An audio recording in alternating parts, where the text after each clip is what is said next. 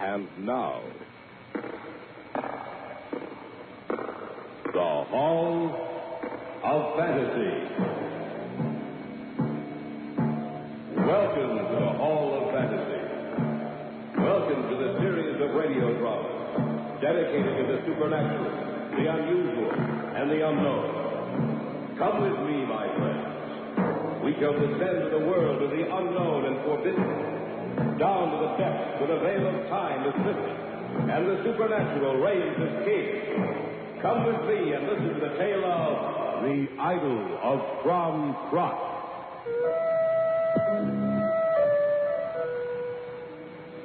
Cromm, a huge golden idol surrounded by the Council of 12. Cromm, to whom human sacrifice was made. Cromm, a name stretching back into the misty and half-forgotten years of the past, back to the time of the Druids, Caesar, and the Roman invasion of England, back in time where history becomes vague and guesses. Yet, through those years, from the mists of ancient remembrance to the modern world of today, there echoes the name of Cromm.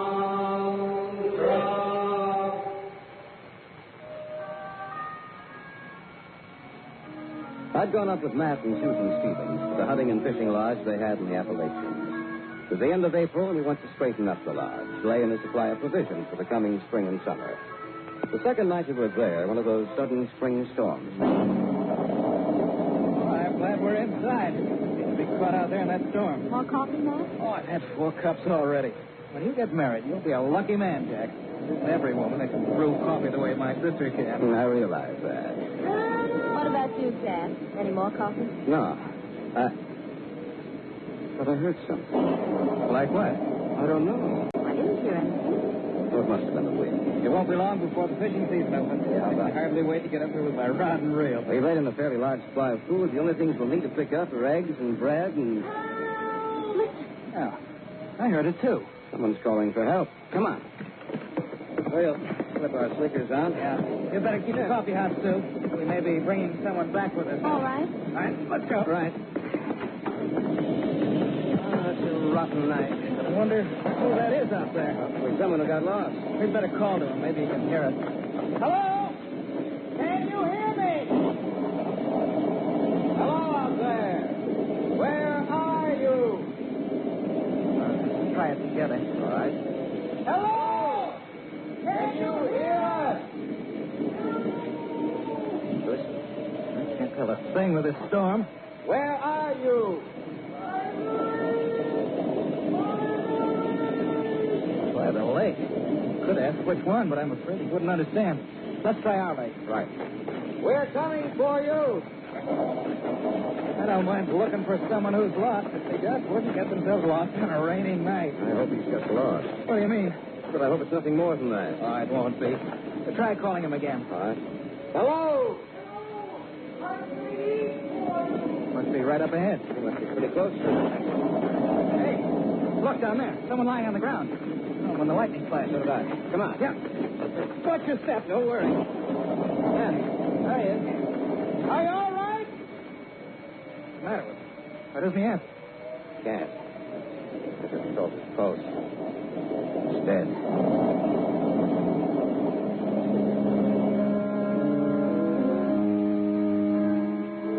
We decided to carry him back to the cabin. It's pretty heavy and pouring rain made it extremely difficult to keep our footing as we struggled up against the storm. We actually hadn't been far away than 1,000 feet, but it took us almost half an hour to get him back up the slope to the lodge. Open up, Sue! Oh, you found it. Yeah, that's right. We'd better set him down on the cot in my room. Right. But what's the matter with him? All right. Set him down. Okay. Did he pass out? No. Well, then, He's dead. what are you going to do with him? Just a minute.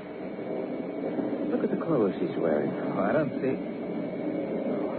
Looks like he was going to a costume ball. Looks like he came over on the Mayflower. The clothes he's wearing went out of style hundreds of years ago. But what would a man be doing out in a storm in clothes like those? I don't know. Oh, what was that? He had something in his hand. Looks like a little statue of some kind. Look at it. hollow. There's a piece of paper inside. Wait a minute, let's see what it says. What does it say, Jack? It's a map of some kind. There's a line drawn on it. It's right here. Look, that little irregular circle down there, that looks like Mirror Lake, where we found it. It's not called Mirror Lake in this map. It says Old Beltane. It's written in Old English. Old English? That's right. Ever read the Canterbury Tales? Notice the spelling on this map. It's the same. Well, you're right. Trail on the map. We must have been following it. If that's Mirror Lake, then he came over the mountains right here. Yeah, but there's no path through the mountains at that point. This map says there is. He was following it. You know, we better follow the trail on the map and reach his people. Let them know what happened. They can come back and get him. It doesn't seem to be too far. I don't think it is. What about it? I guess we might as well. Soon? I guess so. We'll leave him here, and we can bring them back, and they can take him back with them. What was that? I don't know. Hey, something's opened the door. What's the matter? Oh, look! Out there by the trees. An old woman. Clothed all in black.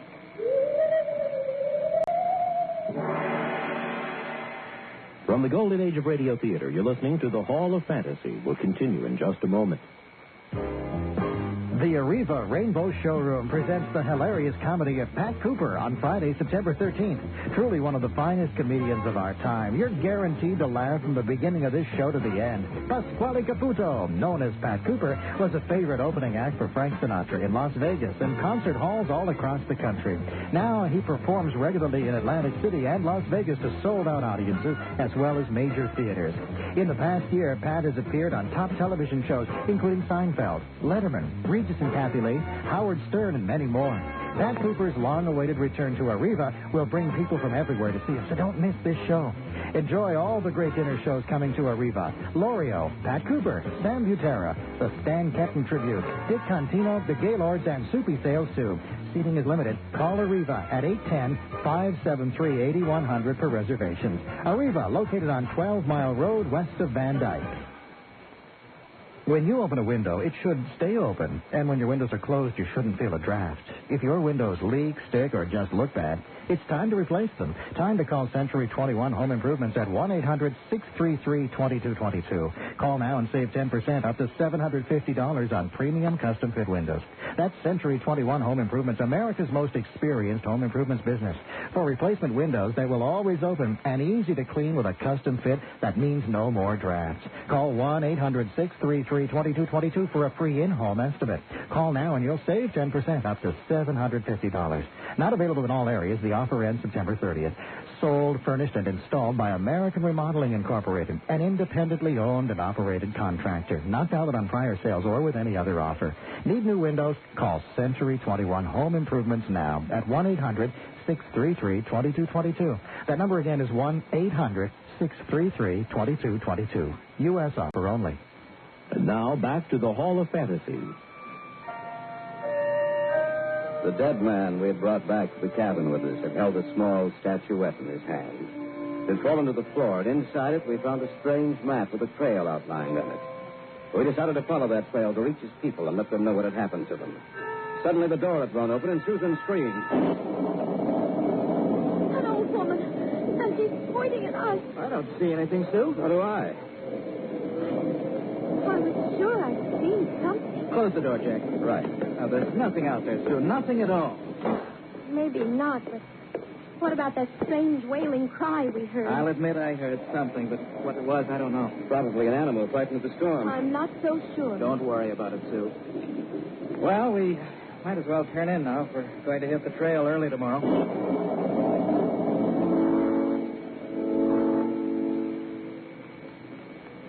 We turned in for the night. Several times as I lay there in my cot, I thought I heard a strange wailing cry. But I put that down to my imagination. And for some reason, I was afraid. I fell off to sleep about 1 o'clock. Sometime during the night, the skies cleared and the storm was over. We got up at 6, and by 7 o'clock, we'd scudded out on the trail.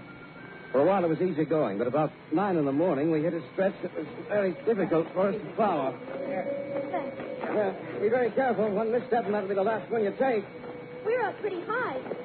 I've never been up here before. Have you, Matt? No, I don't think anyone has. Why did you both bring guns? Can't tell what we might meet up here. The map's been pretty accurate, Jack. Every lake, every stream, even where the trail gets rough. That's right. The Twin Peaks are right in front of us. Yes, but I can't see any way to get through. Well, according to the map, there's a narrow passage between the peaks. Oh, I hope it's right. It's been right so far. Watch your step. Don't worry. I will. In a short while, we came to a clearly defined trail.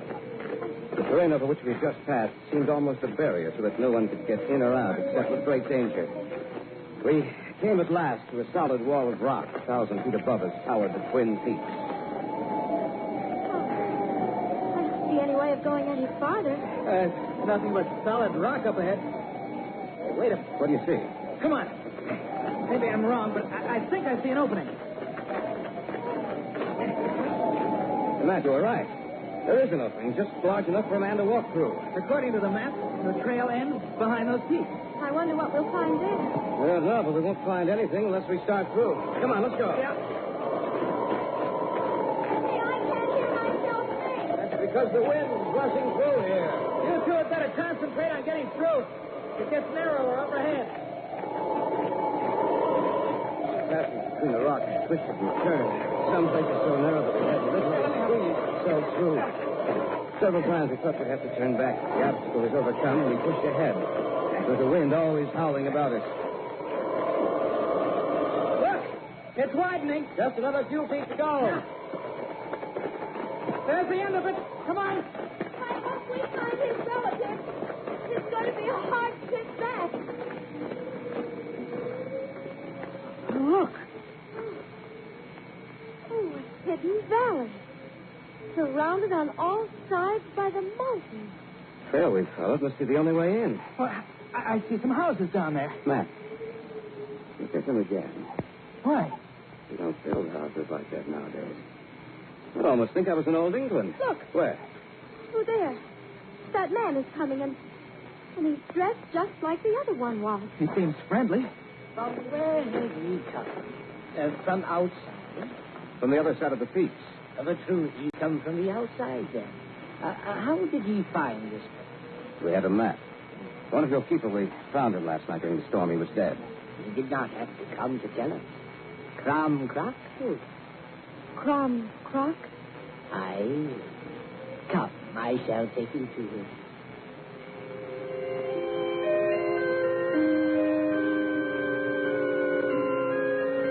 The man led us down the slope onto the valley floor. We followed him, and he seemed friendly enough, talking always in that queer, antiquated way of his. I noticed as we walked that others followed it. They said nothing, trailing a sight up them, and I got the crazy idea that we were prisoners. He led us away from the houses into an area thick with oak trees, finally taking us into a clearing surrounded completely by those giant oaks. Look there. Yes, I see them. 13 giant statues, just like the small one the dead man had in his hand. 12 stone, and the one in the center is gold. Why don't those people say something? They just stand there watching. That statue in the center, the gold one. It almost seems to be alive. It seems like it's watching us. That's what I think, too. Listen. It's a drum of some kind. Who are these people? The clothes they wear. I've seen costume movies and plays where they wore clothes like that, but no one wears clothes like that now. Druids. What was that? Of course. Druids. Don't you remember your history, Matt? You should have known. No, what? Listen to me. You saw the oak tree surrounding this place. And you can see the 12 statues and the gold one in the center. That's the Council of 12, and the gold statue is Cromm Crock. We've stumbled on something out of the pages of history. True. I've heard that before. Of course you have. Caesar's legions found them when they first invaded England. The worship of Cromm Crock was forbidden, just as the worship of Sybil, the Magna Mater, was forbidden. But the Druidic priests kept the belief alive. And then in 1641, all traces of the Druids disappeared from England. Well, what happened to them? Well, according to the evidence, an unknown ship left England in May of that year. It was ostensibly bound for the same area where the Mayflower colonists landed. But it never reached here. Or so they thought. But they must have reached here, found this hidden valley, and kept their people and beliefs alive. These must be their descendants. right? Since it may. The day they sacrificed offerings to Cromm. What? That's right. Some parts of Ireland, the Scottish Highlands, and in Brittany, the day is still celebrated. Not with human sacrifices, it used to be, but with token sacrifice. Human sacrifice. That's right. Wait a minute. Look, There's a man in a white robe. he's raising his arm. Cromm has returned to us not one, but three. This night when they'll take fire and flame, then we shall offer not one, but three to the idol of Cromm.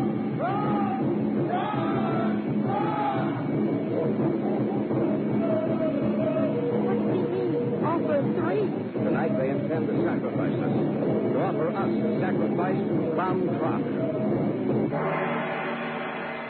From the golden age of radio theater, you're listening to the Hall of Fantasy. We'll continue in just a moment. If one thing's got you blue, you need Tide with Bleach. Barbecue is what I like. Barbecues all around the side. 1 rib, 2 rib, 3 rib pie. Baked beans, fruit punch, blueberry pie. 1 thing, 2 things, 3 no less. My favorite church, a big old mess. Ribs that soak and scream about it. Don't know how to get the place out. My church a mess, don't know what to do. War days got me feeling blue. Tide with Bleach Ultra 2 has a unique activated bleaching system that removes many tough stains better than other leading regular detergents. Plus, Tide with Bleach Ultra 2 helps keep colors bright.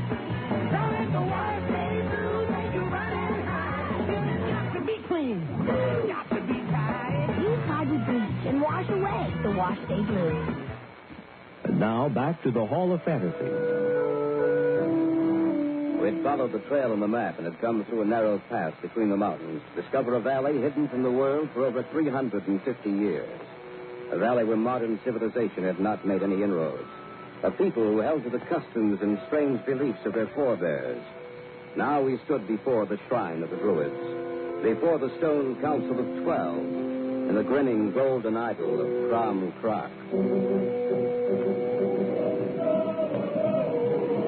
What does he mean? Offer three. Tonight they intend to sacrifice us. To offer us a sacrifice to the idol of Cromm. Are you serious? Of course I am. What are we going to do? We have our guns. We wouldn't stand a chance with them right now. There's too many people here. We'll have to wait till later when so many of them aren't around. Then we can make our move. But what are they going to do with us now? Now, let's wait and see. Well, they're through chanting. Yes, and their leader is coming toward us. Yes, strangers. We found one of your people outside beyond the mountains. We wanted to tell you that he was dead. The hag of Beltane followed him. A spectral woman clothed in the garb of black. She rode upon his shoulders and struck him down. The old woman I saw last night, remember? Your eyes perceived the hag of Beltane. I saw someone last night, an old woman. And did she hear a wailing sound? Yes, we did. Then she has served Cromm well, for she destroyed a traitor who was afraid to feed the hunger of Cromm. And she sent back 3 to take his fate. Aye, Cromm will be joyful tonight. What do you mean by that? Surely you must know that he has been chosen to be sacrificed to Cromm. And before the Council of 12, he should be happy, strangers. Tonight, when the moon is full and high in the sky of Beltane, then shall ye meet Cromm and satisfy his hunger with your blood.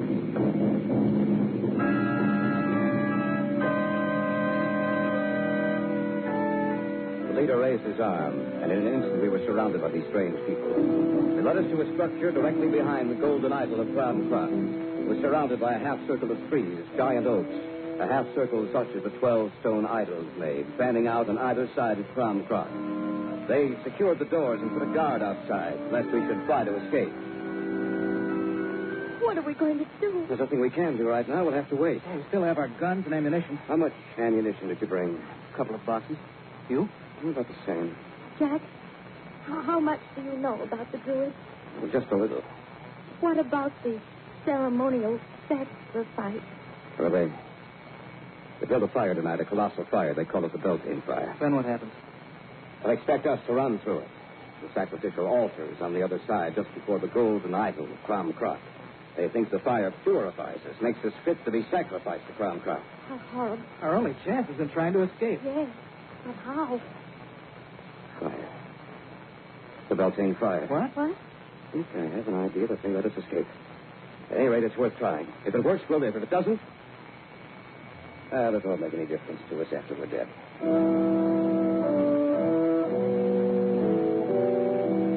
I outlined my plan to Matt and Susan. We wouldn't make any move to escape until we stood before the Beltane fire. Then we'd make the move and hope that we succeeded. They kept us there without any food or water. As the sun settled down behind the western peaks and the darkening blue filtered through the sky, there was a great deal of activity outside. As the evening arrived, the drums began. They'll be coming for us soon now. Here, hold these in your hand. Oh, I hope this works. I smell smoke. They've kindled the fire then. Hey! Don't fight them!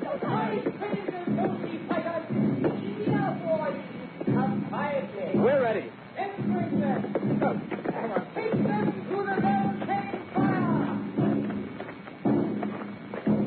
Look! A gigantic bonfire. Why, the flames must be 100 feet high. Don't forget what you have to do. Right. The faces on those idols almost seem to be alive. Especially the gold one. That's so strange. All right, for that matter.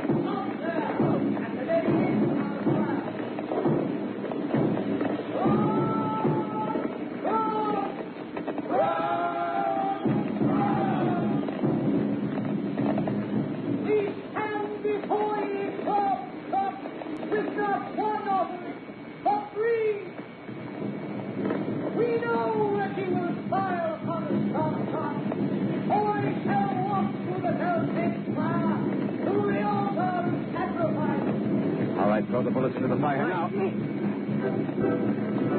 Why don't they go off? It's time for them to heat up.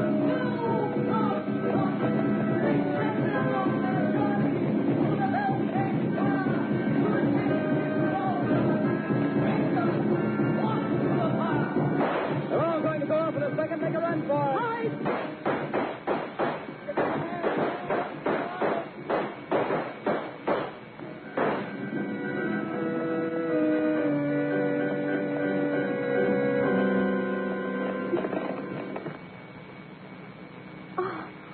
I didn't think we'd ever make it. Oh, well, I didn't think we would either. I'll never appreciate anything the way I appreciate this hunting lodge. But I'm going to sell it. I don't want to be anywhere near what I saw today. Strange, isn't it? It's only 2,000 years old, and older, undoubtedly. The belief of the Druids and the magical properties of the oak tree, and the strange ceremony of the Beltane fire. Still believed in many parts of the world. The ceremony's been changed, of course, but they still make offerings to Cromm Cross. Cromm Cross shall exist as long as those who believe in him shall exist. Look then into the shadows. What sees there? The idol of Cromm Cross.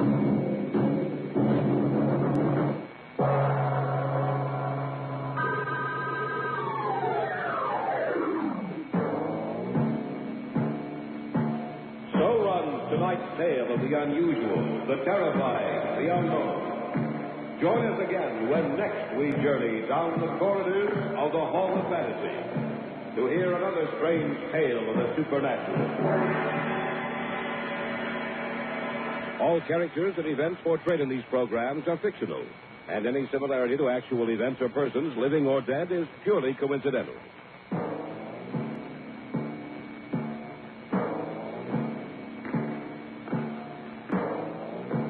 Stay tuned for word about our next Golden Age of Radio Theater coming up. Stay tuned.